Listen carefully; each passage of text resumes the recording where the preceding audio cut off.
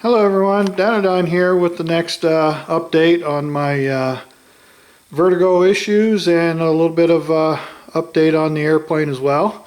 So turns out my doctor's appointment, I mentioned that it was Monday. Well, I was wrong. It was actually today, Tuesday. So so I went in today for the test. They did 3 different types of hearing tests. The first test was checking for how well my ear hearing signals were going to the brain. So they attach a couple of sensors to your forehead and one behind each ear, and they run this clicking noise. It's about a 10 hertz. It clicks about 10 pulses a second. And then they run it for like 2 to 3 minutes and it stops, and then it does it again. It does it 3 times in each ear. First he did like the left ear, then he did the right ear. That was the first 20-minute test. Then the second test was pretty much the same thing, except for they put this little sensor in that would actually go in and touch your eardrum, and then they had the microphone little earbuds plugged in there that would do the same thing, but this time it was about 5 hertz. And again, it was three tests of each ear for about 2 to 3 minutes for each one, another 20-minute test. And then the third test was an hour long, and it involved, doing lay down, turn your head this way, that way, and that was checking for the BPPV. Well, after the tests were all said and done, the first test revealed that I had an issue of a delay of sound going from my ears to my brain, and they said that was probably most likely due to hearing loss, which I do have some hearing loss, so they contribute that to hearing loss. That's what happens. And the second test was the lower one at 5 hertz is actually testing the pressure in my inner ears. So that test went through and they said that all checked fine. And then the third test was an hour long, and that was a thing of watching a light on this bar grid going back and forth, tracking your eye movements, and still had all the sensors hooked up to your head to get feedback. But in the end, they pretty much came out and said you don't have BPPV. That's the head problem where you lay down, get dizzy, rolling side to side. That's the crystals in your ear that have come loose, dislodged, and got down into the bottom side of that tube. So I don't have BPPV, and I don't have Meniere's. So those were definitely ruled out. They said most likely you had a viral infection, and that was more than likely brought on by the flu. I had the flu just 3 weeks prior to that, and I was trying to get over that when this whole thing started. So it appears that it was brought on from that influenza A, which was, I guess, pretty bad this year in Erie where I was driving. So anyway, the end result is she gave me a diagnostics, but it pretty much relates to possibly just that viral infection. So the treatment for it is physical therapy. Basically, I told her, I says, yeah, whenever I talk to people about this problem, I says, it's like my eyes and my inner ear are out of sync with each other. And she goes, exactly. So what the physical therapy will help do is get everything back in sync and getting everything working back to snuff. But she goes, it will get better over time. She was asking me if I've noticed any change since from the time it started 2 weeks ago till to now. And he says, well, I say it's probably about halfway there.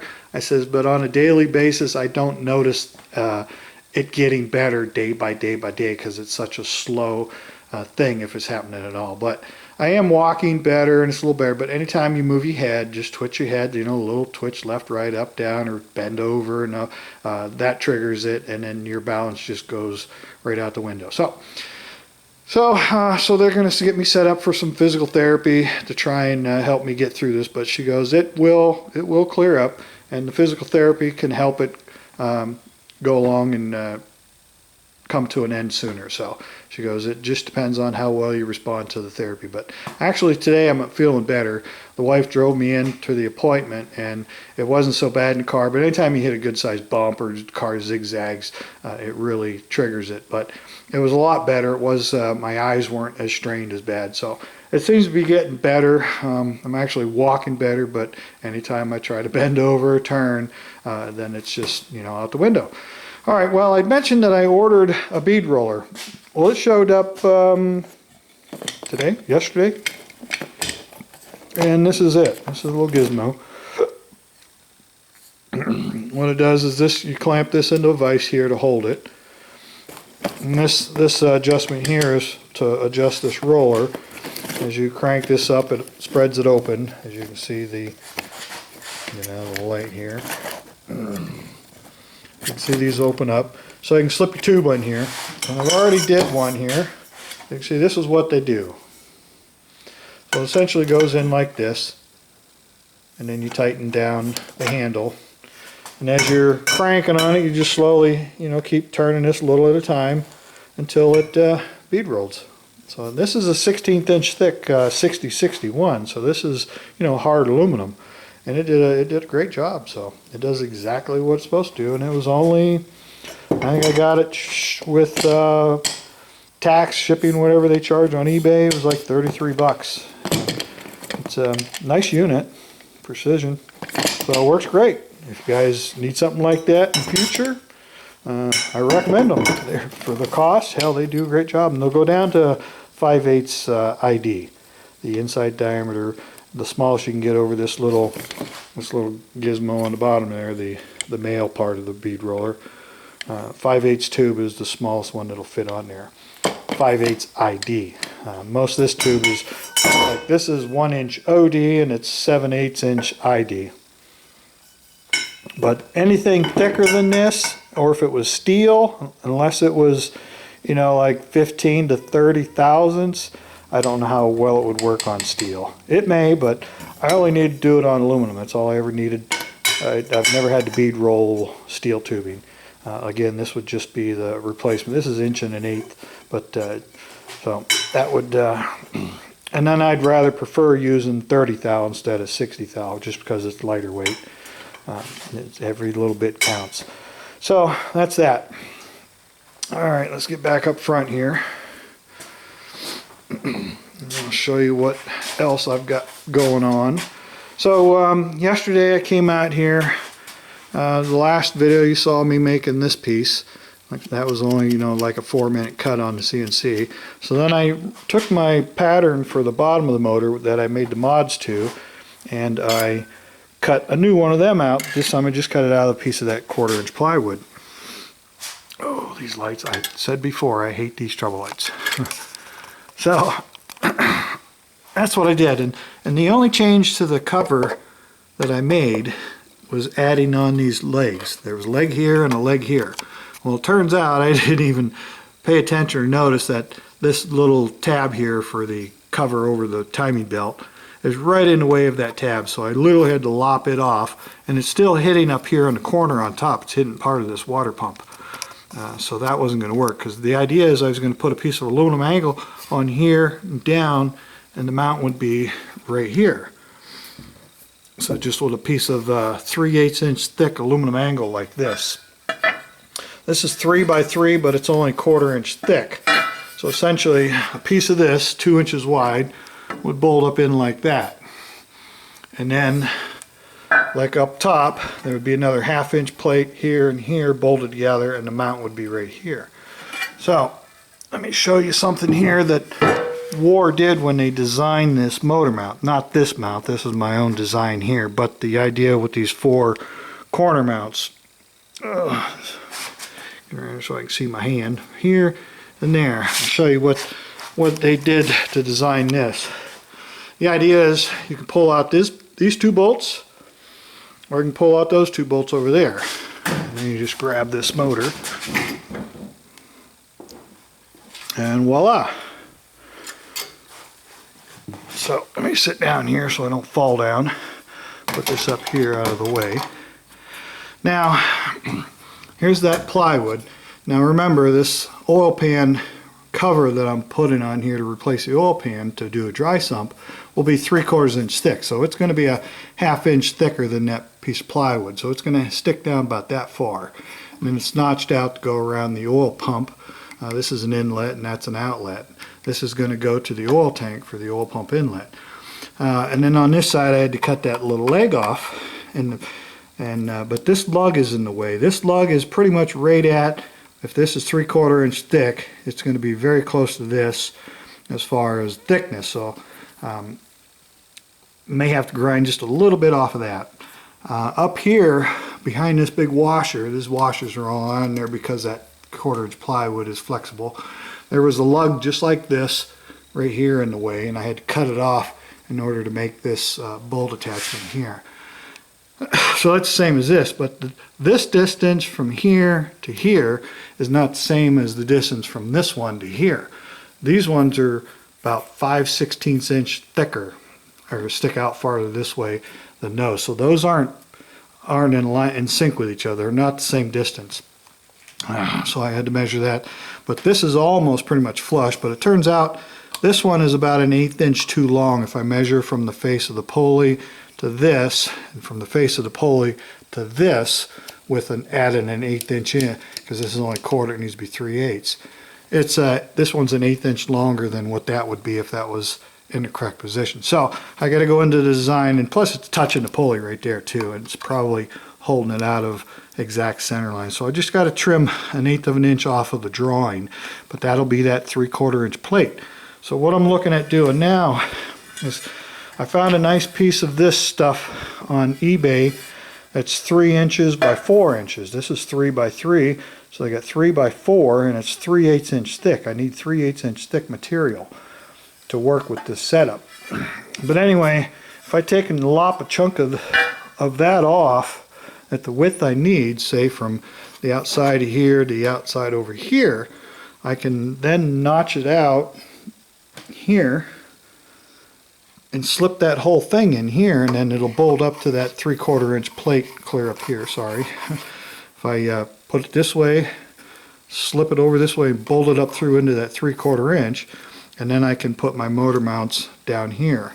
And what I'm thinking of doing here, up top here, I mentioned that it'll be like a 1/2 inch piece on this side and this side, but if I just take a 1 inch piece and bolt it all on this side, then the motor mount, this side would be countersunk to hold the mount in like so, and then the back side, and it'll move the mounts back about 1 inch.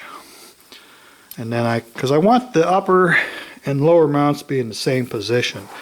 So in order to do it here, that angle would just have to bolt on the bottom of here and be flush with the face of this. That was the original design.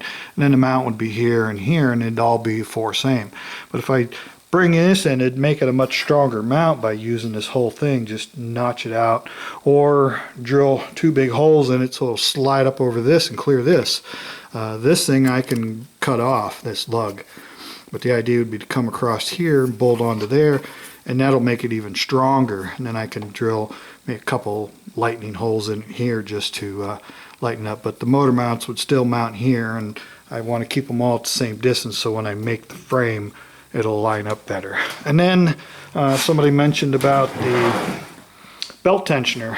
The belt tensioner is going to be over here, but since we can't see it, I'm going to go here. So I have this bolt right here I can put a swing arm on, and a pulley to push on it here. I may have to cut a chunk of aluminum out. It'll come around kind of like this, but just cut it out so I can have a attach point here and another point, so when the thing swings around onto this piece, you can have a cinch bolt to tighten it up so it can't swing back. This will hold it, but only one bolt on one pivot, the thing would be easy to move. So having 2 holes on there to pivot, then I can double bolt it. So, but again, this belt is way too long. It's going to have to be shortened up by that much.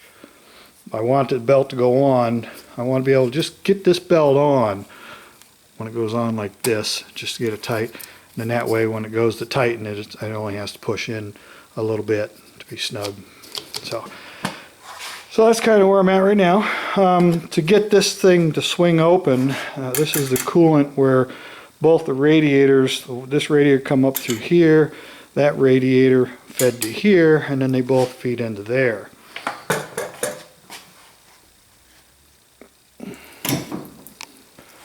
So in order to swing this open, I had to take this piece of rubber hose out. I just slid it, tore it off, and then this just is held on. There's 2 O-rings inside of that. You can see, really make out. There's 2 O-rings inside of there, and that's what sealed that. And it was just a push-on setup like so. And then once it was clamped on there, it's not coming out. So this will be gone, because this hose will be there But this hose up here will be gone from my last video. And then again, this whole mechanism is going out 2.5 inches. And that's going to give me a lot of room to mount the oil tank. I may even be able to take the battery and mount it back here too. There'll be room back here, depending on where. If I drop the oil tank low, clear down here, I can put the battery up here. You know, there's enough room to make it fit in here, because this will be out 4.5 inches. And I didn't measure to see how thick my battery is, but it looks like it's only about 3 inches.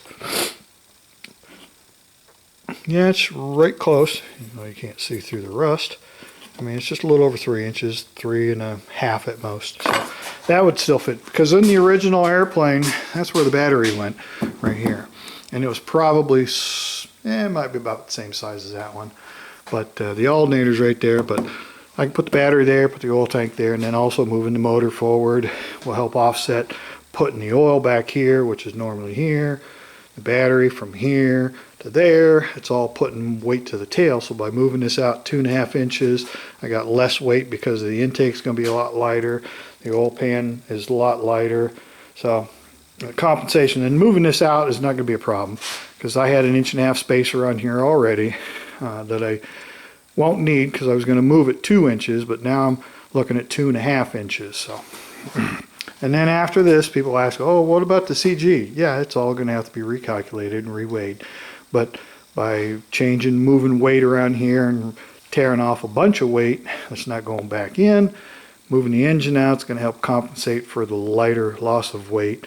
And then by moving some weight back here, that adds to the tail side. So by moving it out farther, it helps compensate. So everything's going to be pretty close.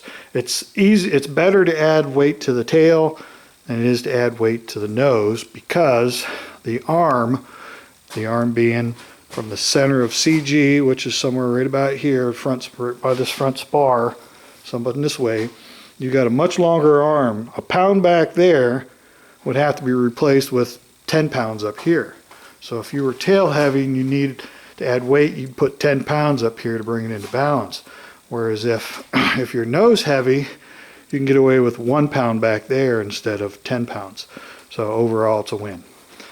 All right, I guess that's going to do her for this video. I just wanted to let you guys know how my doctor's appointment went. And it was good news all the way around. I don't have Meniere's and all that, so it's not going to affect a condition of driving and losing driver's license, and then losing my private pilot license because of a medical problem. So, but it still just looks like it all stemmed from having the flu. Had just kind of triggered this in old age. So, all right, I think that's all I've got to report. I don't have anything else ordered because I don't have any money. I'm broke. I got a few bucks, so I'm trying to make that last. And I got $125 coming from my YouTube channel on the 21st. So last month and the last 2 months, I've made $125 for the 2 months basically. So you don't make a lot of money. But anyway, most of that money goes right back into this project or something else. All right, that's going to do her. I'm going to go ahead and get this thing uploaded tonight so you guys can see what's going on, and let you know about my Vertigo issues. And it feels like it's on the mend, but it's going to take a little time to completely clear up. So, as always, appreciate everyone taking time to watch my videos. Feel free to leave any comments, questions, concerns. I appreciate the comments and the get wells from everybody as well. Thank you again. The prayers and wishes. And then we will catch you guys again probably this weekend. I'll have more to report because I still can't drive right now, but I'll be out here tinkering around, cutting out some new patterns and trying out some new ideas on getting that motor mount. Once that motor mount's done, then I just need to order the tubing and start cutting and welding. All right, everyone, I'm going to let this go for now, and I will see you again probably next weekend. So for now, this is Dino Don out.